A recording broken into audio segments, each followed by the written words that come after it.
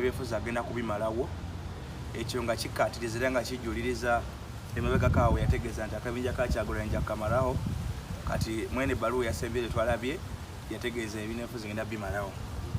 kati akamalawo okulaba ebbaluwa eyo mawulire ne gakeera nga Nsibambi munnamateeka omugundiivu akedde yeetute nyini kisebe kya NRM n'atoola shahada n'asala eddiiro n'anyumira mu kisaati ekya yero. Ekisaati oba yali yakifuna ddu baba kimuwa ku olwo n'abawudde bannamawulire nga mugamba nti omusajja anyumidde mu kisaati ekya yero. Ekisaati nti kyamutuuse bulungi nnyo. Naye omusajja omugagga alina ssente ng'oyo bw'atandika okwagala essaati ez'obwereere ennaku ekukwata kati ennaku bwekukwata then olina okwetegereza n'obuuza nti kiki ekiddako. Entubira embi ekukwasa ku nkanaga naye entubira etaakumire tekukwasa ku nkanaga.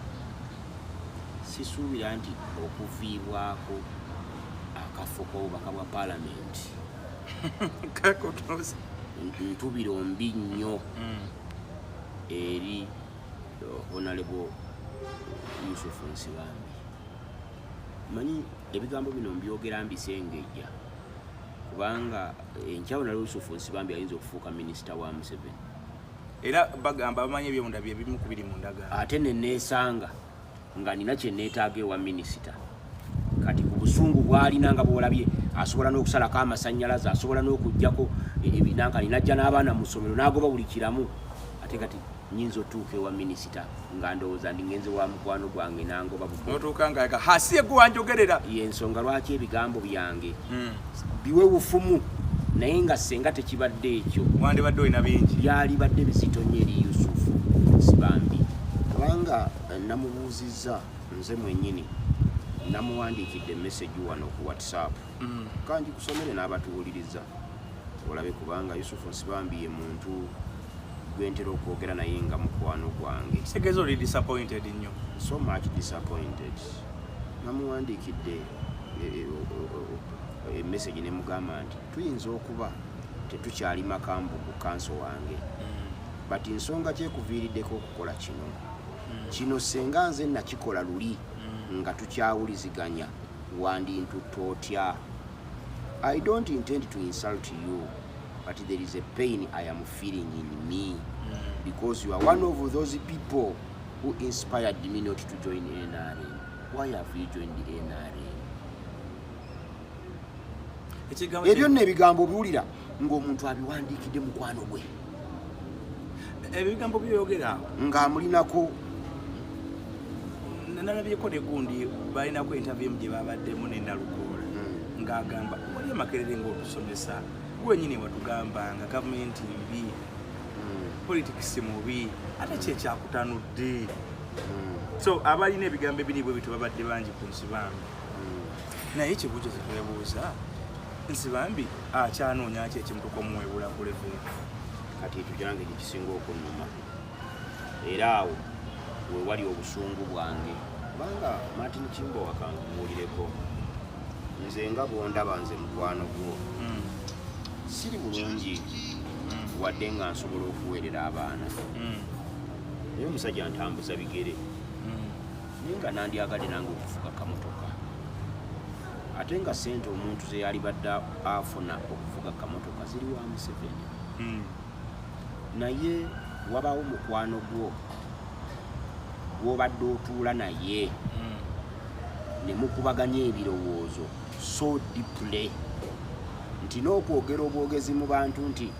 abantu ba Nsibambi be bakwata mu kampeyini za 2021 bwe babakwata yabajjayo era eyabamuwa yegundi ekyo nkyogedde kati naye nga sikyogerangako nti Nsibambi bw'avaayo okuvuganya Ssemujju nga FDC ekubye Ssemujju wa Chief Whip akafo n'ekagabira Nsibambi ndi omu ku bantu abaawolereza Nsibambi naye Nsibambi saamuwolereza kubanga nti nali muwolereza nnyo namuwolereza luvannyuma lwa kumala kunnyinnyonnyola lwaki ye muganda ate musiraamu asazeewo okujja munno omuganda omusiraamu mu kifo nenkiwuliriza nendowooza nti kirimu ekyamakulu kyagenda okufunamu naye twagenda okuwunzika ng'ekifo amaze okitwala ng'ate atwesazeeko nebaza Katonda kubanga senga Yusufu Nsibambi yali tanneesazeeko osanga ate kati okuyingira mu kintu kyayingiddemu yali badde nga nsibye ku muguu wange emu ku mbuzi zaakoze eki nga Mau waliwo yadampa story yagamba nti Mau bwe yagenda mu ndagaano ne Museveni ayina be yalimba nti abannaye temuyomba nnyo fena tugenda kukola ate ne batawo nalukola y'omu ku bo kuba n'endagaano yo nalukola yagiwandiika fena mwe tuli mu kintu boogera kubanga obamanyi Martin Kimbowa nalukola n'endagaano ye yagiwandiika kumbe Museveni yabaze kumuwaako era nalukola okuvaayo gye yeegatte ku Kyagulanyi yali taze ng'ayagala ki demokrasi nedda bwali busungu nga kye baamusuubiza mu ndagaano eri takikoze eki naye ekyo takikubuulira era oli yangambye nti bw'ogenda ku Ministry of Justice and Constitutional Affairs ku kitabo ekyali gestation ku mulyango abasingamu ba DP bonna balowooza omusajja yabagamba tugenda kukola kumbe kafo baamuwa kasiranda kokka naye wa minisita bamuwana nakoli gundi omulala yagenda ku ambasada ani oyo omusoga mutegedde naye bano bonna ba Kennedy Mutenyo bakadiyidde omwo tebalina kye basise kyogamba ndi Kennedy Mutenyo ne kutooke teyafuna ayizo bati yafuna musajja wattu akyalina politics oli omutuufu owedda naye okenyentwere emmeme n'owulira muli ng'ebimu bikuluma n'okwevuma ne weevuma n'oyagala n'okukwata embooko weegalamize weekube nga sewandagi mu mbeera gy'olimu embi ogumye abantu baakuperereza okugenda mu gavumenti n'ogaana n'osanga munno eyakuwanga era gw'olowooza nti yaali buki bulungi ng'ate yagenze anti kati awo otegeera nti bulijjo by'olyako bw'oba musiru bibadde biva eri anti gw'ate oba musiru bw'abanga akuwa gwe baakuyita n'ogaana okugenda ate akuwa n'agenda olwo gw'oba musiru kuba ate gw'oli mu by'okusinga ye Nsibambi oyo yampako ku ssente nga nsoma diguli yange eyasooka mu 2007-2008 nampaayo emitwalo ndoza gyali 7 nansasulirako mubudo bali nga nsasula $2,25,000 n'emu kitundu 2,25 first semester emu kitundu second semester naye nampaayo emitwalo 7 ne Joyce Nabosa Sebuggwawo ne Muzeeyi Bidandisa yampanga 50% eya ssente ze nasomera mu 2007 naye ebintu ebiruma naye bw'onyiiga bw'otyo ekibuuzo kyojja wano ng'onyiigira Nsibambi ennyo naddala ffe nga abadde tubeera naye ebigambo Nsibambi byabadde atugamba birala ne bye yakoze byawukana kati bw'odda emabega ne weekubyamu omanya nti Nsibambi alina we yatuuse n'asoberwa ng'ali wakati w'ekikaluba n'olwazi kiri ekyamwise mabadde n'amabanja yagenze mu kalulu mabanja anti ebyo baweetaaga ate obbimubuuza abantu bayingira mu kalulu bakozesa ssente nnyingi naye ekyo nkikulaga nti ne maama wange Joyce Nabosa Sebuggwawo mu kulonda kuli okwa 2021 gavumenti agifuluma era naye yatuuka wakati w'ekifo ekikaluba n'olwazi kati ekibuuzo ekiddako kibuuza ani yamusindiikiriza kati bw'omala okuzuula eyasindiikiriza oyo Nsibambi ne Sebuggwawo basonyiwa n'onyiigira onaabasindiikiriza n'obuuza onaabasindiikiriza nti gwe okusindika abantu ng'obayingiza wa Museveni oddira ssente ozijja mu nsawo yange oziteeka mu ya Kimbowa ozijja mu nsawo yange oziteeka mu ya Kimbowa osobola okummatiza nti oyagala nzembe mugagga Dr. Besigye bwe yali anyonyera ku waliwo akatambi akavudde myaka nga 10 emabega bwe yanyonyera ku Nsibambi oyo n'aleeta story ya Kanoonya bwe baali mu nsiko Kikonyogo Kanoonya agamba nti twali nga oyita ojoka atukube mundu okufa obufi Kanoonya nga tetwetegese na kweteeka kwonna tugenda oli anti yakoze eki yatendewalidwa era n'oyita ojjoko yali akanyuga opapula mu nnyonyi yagamba bano namwe mweyo nga mukolenga kanoonya mweyo naye ate kanoonya Besigye tatubuulira kanoonya nga amaze okwewaayo kyekyaddako kubanga Kikonyogo kanoonya ne bw'omunoonya tolinawo omusanga yasigala mu bigambo bya Kizza Besigye era nakugamba nti yasevinga Nsibambi nga kanoonya naye musolo ya Kizza Besigye eyo mulimu ekyokuyiga nti Kizza Besigye yali mukulembeze wadde nga yali amaze okutegeera nti Nsibambi yasala deddiiro akole kuba kyo kyabadde ategeeza kuba kanoonya yava mu nsiko neyegatta ku gavumenti kati bw'atuuma Nsibambi kanoonya yali akugamba kyoyo Nsibambi yamumanya nti yasala ennyo neyegatta ku gavumenti naye Kizza Besigye teyavaayo n'olunaku n'amugamba n'amulangira nti wagenze n'amulwanira dde okumuduumira embwa ze zimulye era ne sitole yagenda agyogera aseka ate n'Ensibambi bwe bamutuuma kanoonya ye teyamanya lwaki bamutuumye kanoonya era bamukubiranga ngamwe kanoonya oli luddawa ye kanoonya ani oli bamuyitanga Kikonyogo kanoonya kati onajjako lya kanoonya kalimu amisowandaki tugambe nti Kikonyogo kanoonya Nsibambi yatendewaliddwa embera y'obopozitioni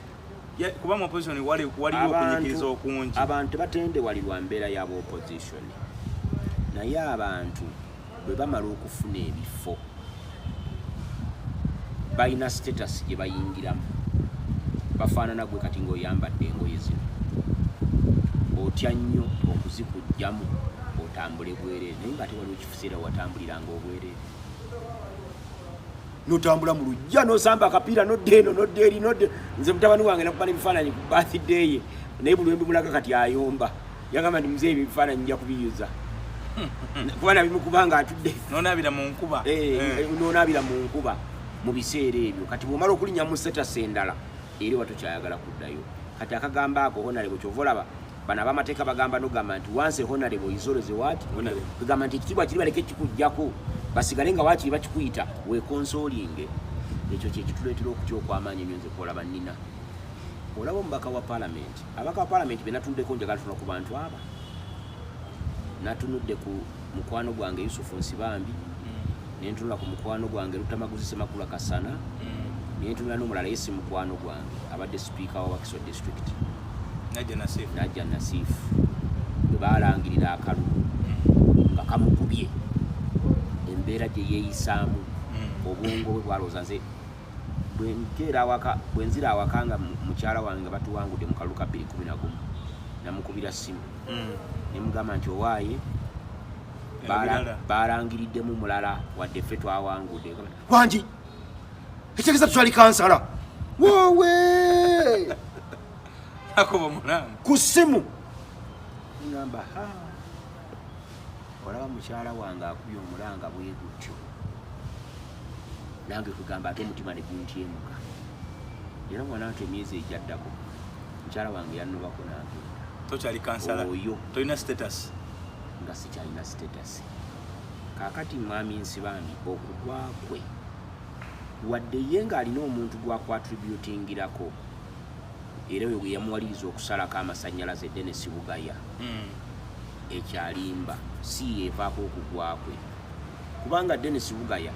yajjanga omuntu yenna ayagala okuvuganya mu kifo ekyo n'alangirira nti yeesimbyewo era n'atandika okunoonya akalulu n'okuteekamu n'ateekamu ng'enjogera kusono gwekola ki bweri nga Bugaya adduka emisinde ffe ffenna tumuwagira tudduka naye tugenda okumulaba nga Katikkiro Charles Peter Mayiga agamba nti Bugaya Kabaka akyakwetaaga tanakukkiriza kugenda bw'ogenda ogenda kulo era Bugaya n'awanika emikono ekyaweereza wa Kabaka n'agamba nti olwoka nvuddemu nze omu ku banyiigira ennyo Bugaya okuddayo ng'avudde mu lwokaano ng'agaanye okukola ki ng'agambye nti akkiriza Kabaka neŋŋamba ate saanyiigira Bugaya kubanga ffe Abaganda ekigambo kya Kabaka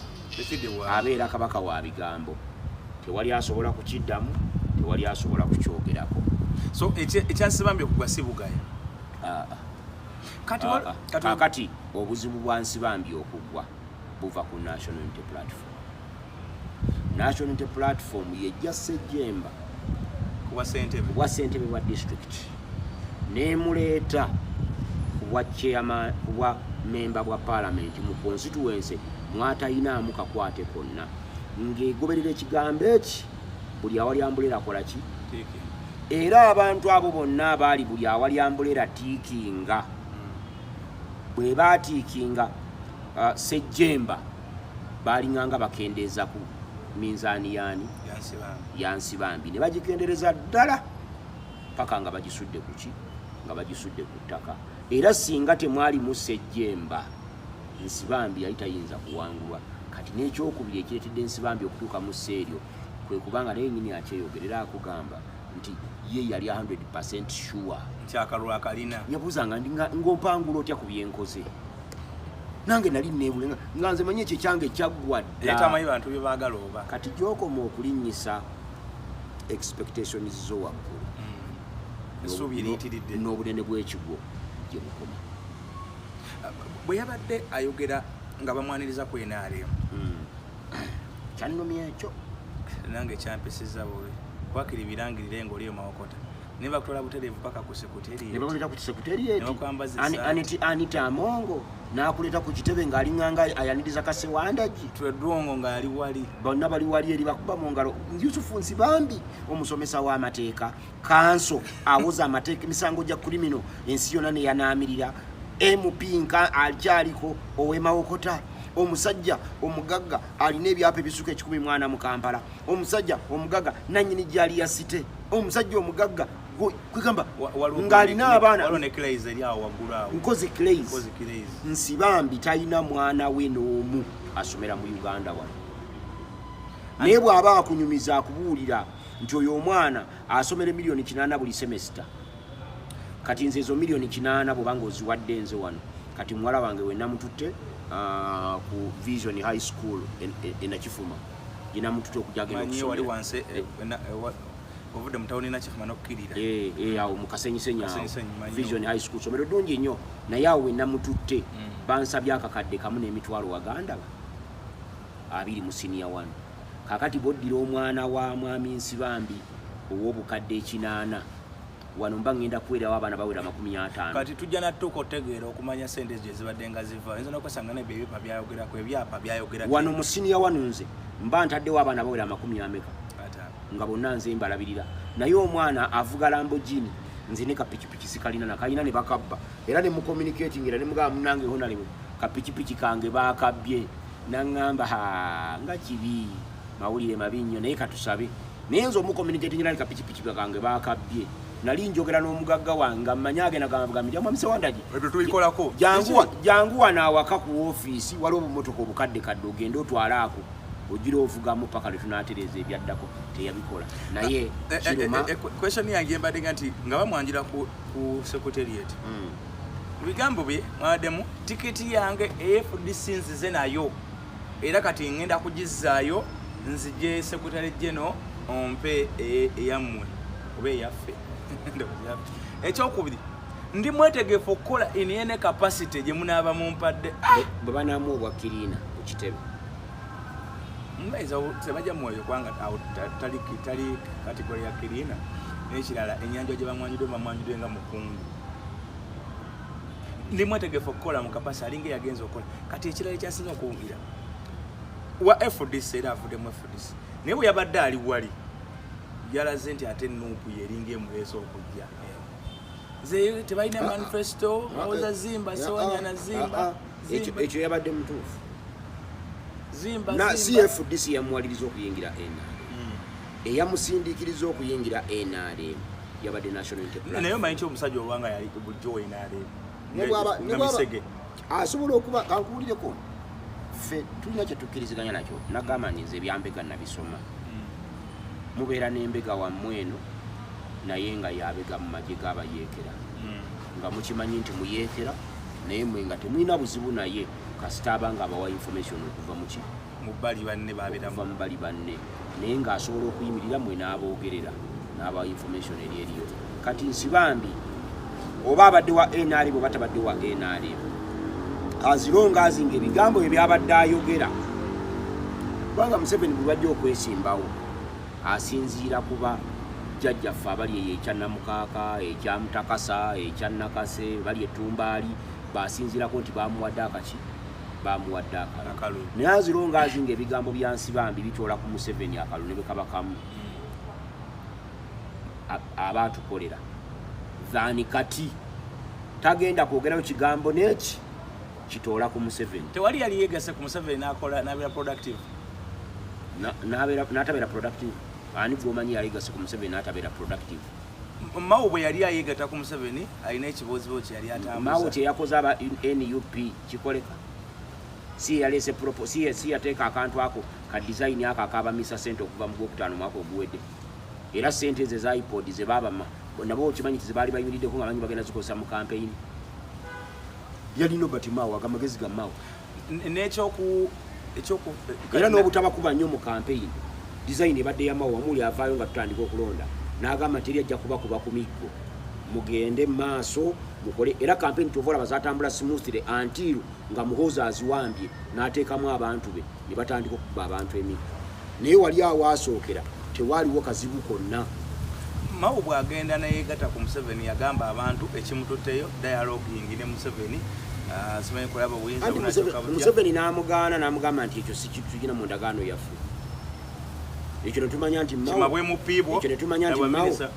nti Mao byali byekwaso naye Mao ng'omuntu embeera gye yalimu ng'agenda mu gavumenti ye toyinza kumunyiigira Mao yali ku mugo gwa ntaana nga yeetaaga emiliyoni ezitaka wansi wa 10 ate nga tazirina Mao omusajja mwavu ne zino ettaka lyasoose okufuna kati lyowalaba alaga ewaabwe eggulu alifunye minisita musajja watu wabeera abantu batamanyika nkikubuli Mwami Kimbowa okubeera mu opposition ya Uganda wano tosobola kukola sente okujjako ng'okolagana ne gavumenti buli opposition yenna gw'oliraba ng'alina sente mu ngeri emu oba endala akolagana n'abali mu gavumenti atakolagana n'abali mu gavumenti tasobola kuba na sente ga opposition ya Museveni kiyasooka okukola opposition oteekwa kuba mwavu nga tolina yadde 10 ate oba newoba olina project ezo bafuula nga bazinafuya kati kankubuuza Mwami Nsibambi sabiti 2 eziyise manya jjuka ya Museveni alina enkola tokimanyi sente ze nodduka otyo afubengeri akulabisa bw'atuuka ewa President Museveni tuba tuli awo ng'ekifaananyi kifulumya mugenda ne muwaayiriza mbu ekifaananyi State House yakifulumya bano baali babaganya okifulumya naye ate Nsibambi akugamba nti waliwo abalala batajja mu kifaananyi ekyo anti kati awenzija ebigambo bya Nsibambi tutuusa obyetegereza obutuufu bwabyo obikolako DNA birimu obutuufu birimu n'obukyamu bwe yali ayogera ku bantu abasatu abali mu meeting ezaaliwo nga 7 ne 10 aba NUP bava ne baklarifying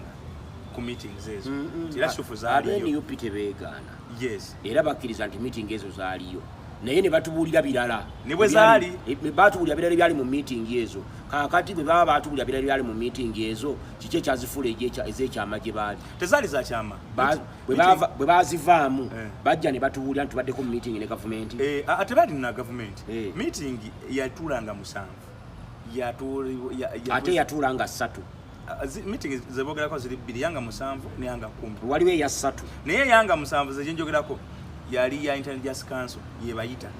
ng'ekibayisa ogera kalunga bwe kali kafaanana bwe kagenda okufaanana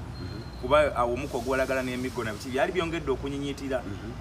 bwe batuukayo mwalimu Lina Zedriga wa Kimbo wala saagalo nimbe mumanyinze saagala mu mpano aba National Unity Platform bwe bagenda mu meeting eyo bavaayo ne batubuulira nti wabaddewo meeting ne gavumenti nga twagigenzeko okuteesa ku kino nakiri era ffe twasindiseeyo delegate waffe Lina Zedriga ne gundi meeting gye twogerako teyali inido teyali yakwekweka yali ne ku mawulire gwokakasa otya nti meeting eyali ku mawulire yali ku mawulire walaba mu Nsibambi yalimu mwe yali ku mawulire Nsibambi meeting zombi yazirimu naye omuwala Nalukwago ono kansala w'e Makindye nga bw'aba ayogera mu katambi kaatugamba yalimu neti yamalako agamba nti meeting zaalina 2 naye yasooka Nsibambi teyagiriimu gy'amanya yali emu kati yasooka yali muki omanyi nze nina bye mmanyi naye gye bikkira kale yes ntegedde gyolaga ye lindako gyendaga tonategeerayo nze neewala nnyo okusanga omusajja akutte embuzi nga bamukuba emiggo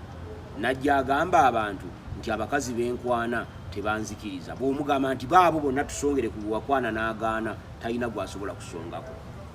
bino babadde babikola nga babikola mu kyama ate ffe abamanye eby'omunda uliriza ffe abamanye eby'omunda National Unity Platform erina emisege mingi nnyo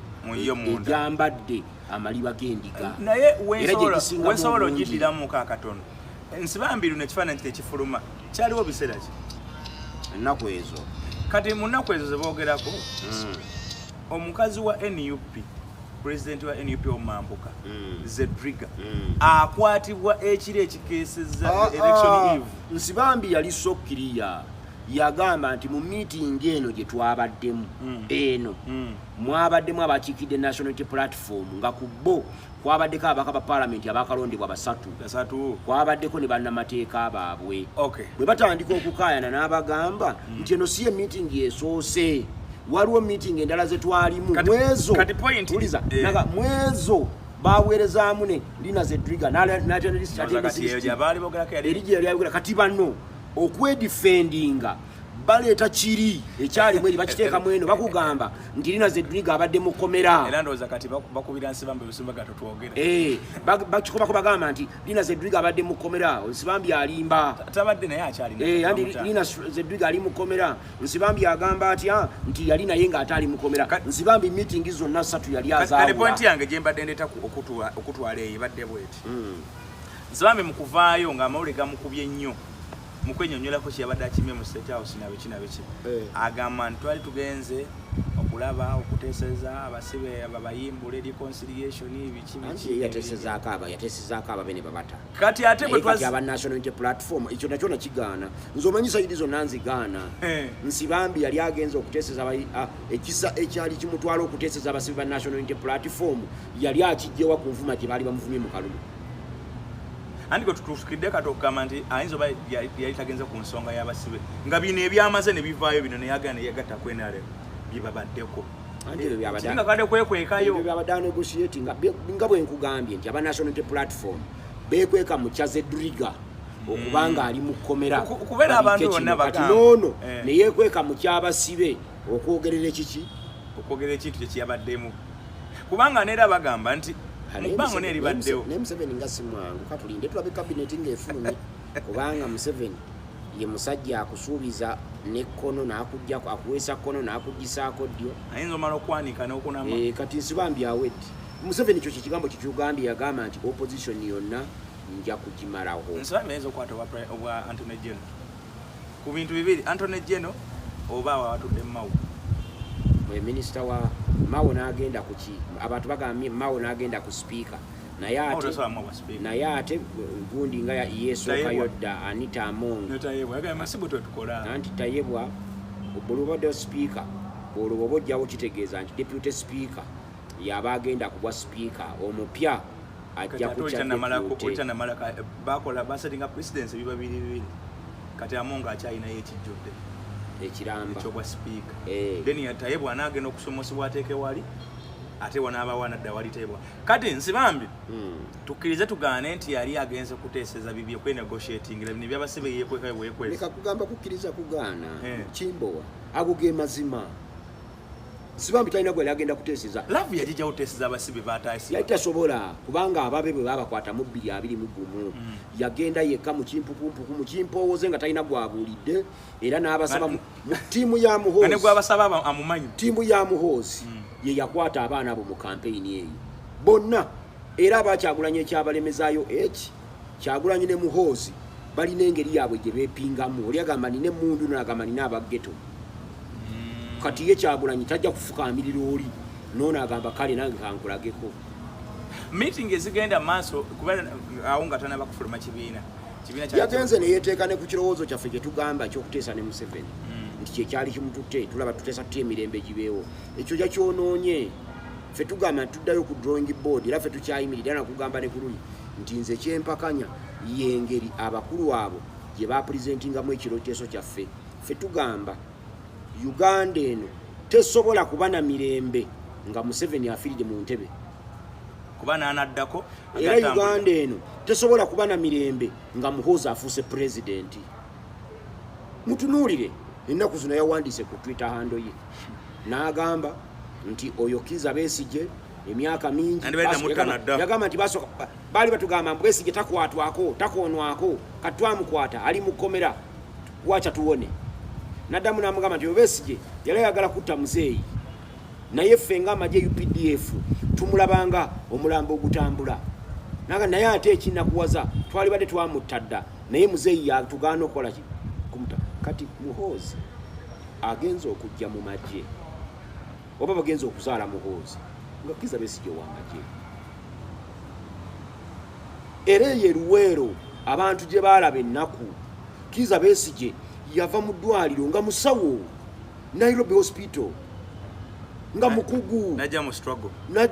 struggle okujjako nakyemalira. Muhoozi yavaawo okujja mu magye yava mu State House n'ayingira buyingiza awuyo kabojja buntuntu bwe butyo butaliimu nguli mu magye yatandikira eyo gundi kazi Luweero diyu okuwetaaweta bw'ati bamututte Sandhurst. Kati talina bwe yeegeza ku Kizza Besigye.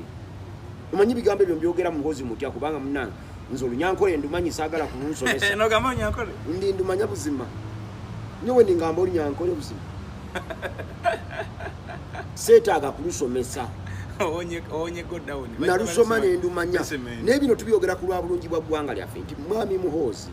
gwe buli kiseera oyogera Kabobi omulowooleza kufa oyogera ku Besigye omulowooleza kufa oyogera bagenda ku abo singa bwe badda mu buyinzi Uganda tejja kuba obalowooleza kufa.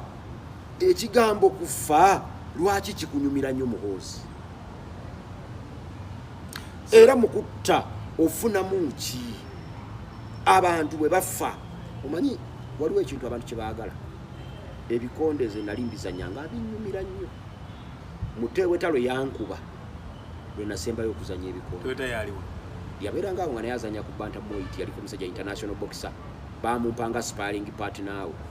najje walukomwa n'asabayo akalenzi sparring partner ngaze wano okuzanya byansimbi ne bamumpa. Kati olina ngamba nti amukubira eddala oyo professional. Kati nange nenegaganula omukube ne mutuuzaako eŋŋuumi n'anyiga nankubya ddala lwe nasembayo kuba ebikonde naye wali nalinga ngamba kuba nga nange ennyumirwa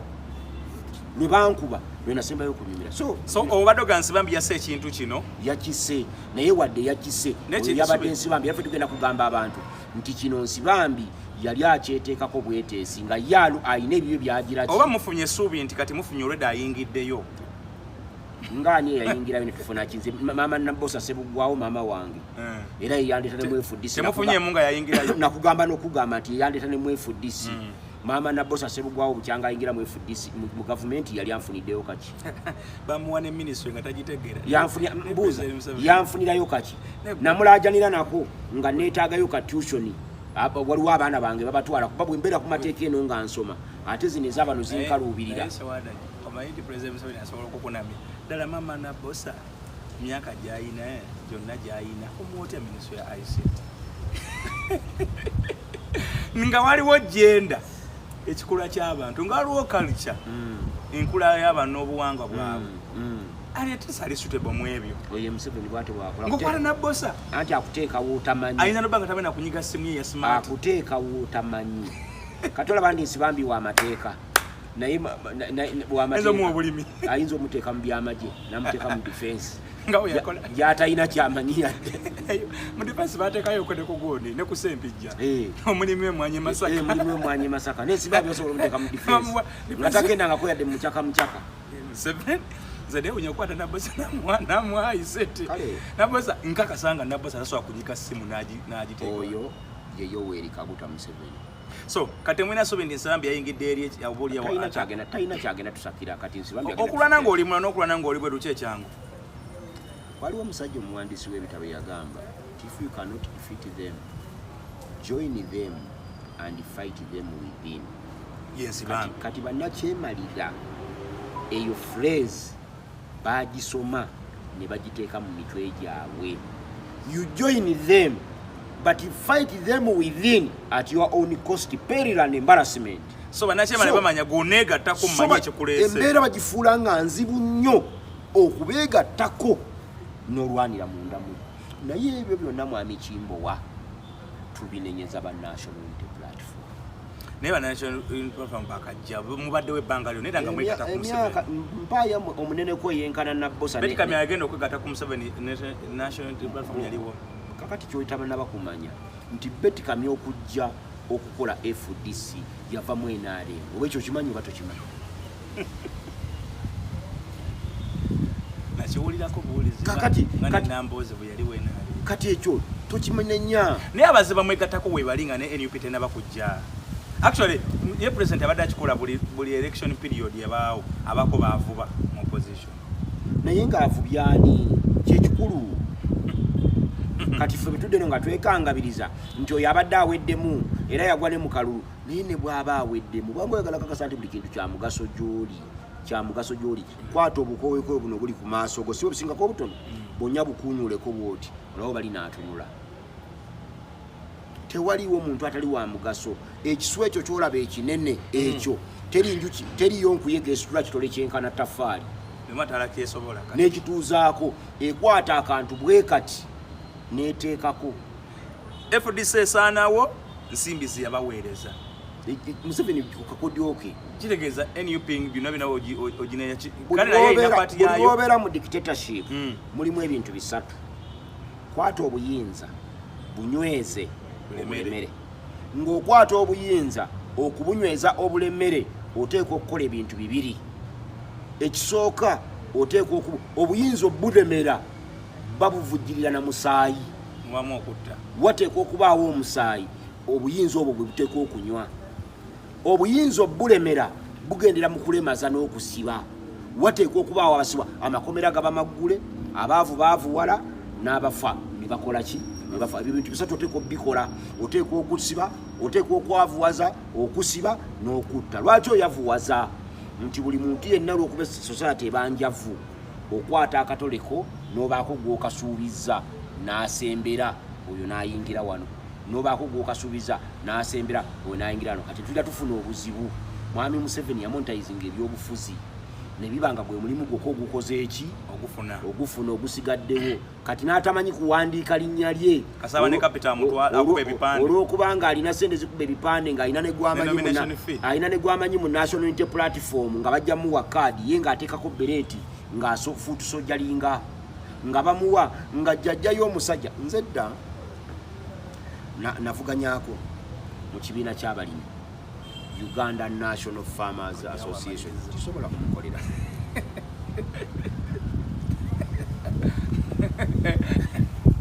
wavuganyako mu kibiina kya Uganda National Farmers Association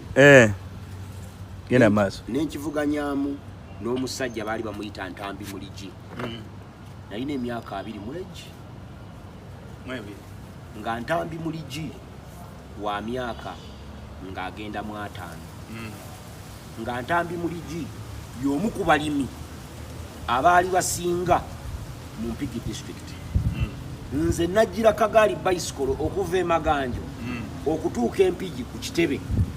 gitwali tugenda okukola ki okuvuganyiza nga abe Maganjo bannonze okugenda okubekiikirira ng'owabavubuka mu kaki nga Ntambi Muligi yakwata ebyuma bye ye Ntambi Muligi ku ssente ze ne yalinnya ku nnyonyi n'agenda e Germany n'akiikirira Uganda mu mwoleso gw'ebyobulimi n'aguwangula kwengozze kumuvuganya nze nenzija okumuvuganya nga nina yiika 2 eza lumonde ekigoogwa ng'omulimu omulala gw'enkola ogw'amaanyi ennyo nga njasa mayinja mu kirombe naye kwolwo nateekamu ettaayi yange nakinaki naye najjira kagaali wawangula ne mukuba ekigwo kati bebirone kati bwe mmala okuba Ntambi Muligi ekigwo naye baali bamwogeddeko ebintu bye bwe mmala okuba Ntambi Muligi ekigwo nenzirayo ne ŋŋamba mwami Serubu Bakkojja ne mugamba ekyamazima abalonzi basiru musajja oyo wadde muwangudde si mwenkana yadde ekimu ekyemmeka kati walabye abewa abekalungu ne balonda Nkereta Nyinyeenya ate najje ne bamugulako emisango gy'okubba Kateni kati ne batandika okumuwolereza abamuwolereza Kateni za biliyoni 3 miliyoni 7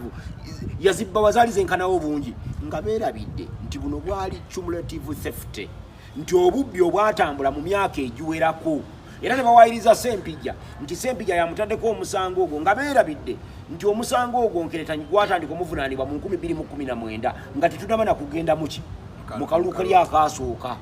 Mwami Sewanda gye wumvuddewo ne mukama so kugambadde nkulaga nti nawangula Ntambi Muligi bwe mmala omuwangula nze nnyini ne neetunuulira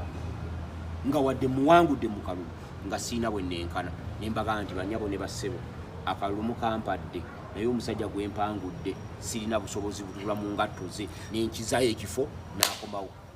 Nsibambi omwagaliza obuwanguzi gye yagenze? Mwami Nsibambi siyinza mwagaliza birungi ate siyinza mwagaliza bibi gye yagenze nga sinaba kwogerako naye. Naye musobe nja kumala kwogerako naye nkakasa ajja kwogerako nange ng'omu ku batabani be muwulirize ndabe kiki ekyavuddeko ekyo ate bw'anammatiza oyinza okukkiriza ebigambo bye. Nange nondaba nga nyambadde nyumidde mu saati ya yero tomanya nga tonnafa teweevumansi Kimbowa katoba omusajja yennyini yagambye temuli wangula Museveni ng'agenda yabyogedde ekyayogedde kituufu naye kisinga okunwa ku basajja abo akugamba nti mbeera gye tulimu if factors remain constant senga embeera esigala nga bweri ne Muhoozi agenda kutufuga enziju embeera senga esigala nga bweri tetugenda Kimbowa kati nze obulumi bwange we buli abasajja abo va ku bulumi bwo gye buli embeera nga bweri senga esigala nga bweri tugenda mu kuyiwa musaayi andi ebyo ebintu ebyo abasajja babyogera nga Nsibambi naye ate tebaleeta solution abadde mu parliament talakoze wadde muleka kulowooza nti abantu tebalita solution kati oyagala bakuwe solution kitwogedde ebigambo tekawo byombi nedda tubabuulidde ekisinga obukulu enyo bakita cessation of hostilities national unity platform erekerawo okulwanagana n'ebibiina ebisigadde emale okukwana ebibiina ebyo bibire emikwano gyayo tugende ffenna nga twogeza eddoboozi eri yesenda Sewanda gye Mukasa njagala kubuuza kino ekibuuzo kuba obudde bulaka butugenda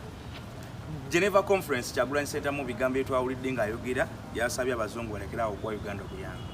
kubanga nti obuyambi bujja bukozesebwa bubi. Manyi nammwe abalamawulire mugenda ne musavuwaza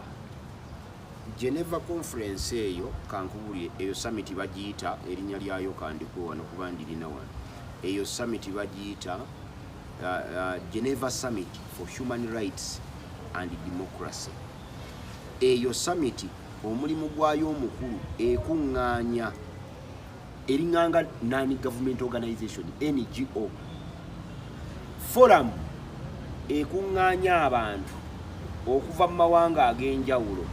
n'obubi n'obulwanirizi bw'eddembe ly'obuntu mu mawanga ag'enjawulo okubaako bwe boogera ku ngeri eddembe ly'obuntu eritoboolwamu mu mawanga gaabwe naye terina busobozi yadde obugamba nti Sewanda gye ne Kimbowa bafuneyo $10 ne bazifuna kati tetumalira biseera tewali nnyo kyamaanyi kyebakoze tewali resolution yonna tebalina resolution tebayita ziri binding tebalina resolution yonna gye basobola kukola bakoma kwogerako bwogezi bintu byakunyumya mboozi nga bwe tubeera ate yawana esinga Geneva esinga summit ey'amaanyi wadde ng'ekolera gavumenti kozi yawana ani ajokolera Wangadya Mariam Wangadya Nalwaniko muganda omukazi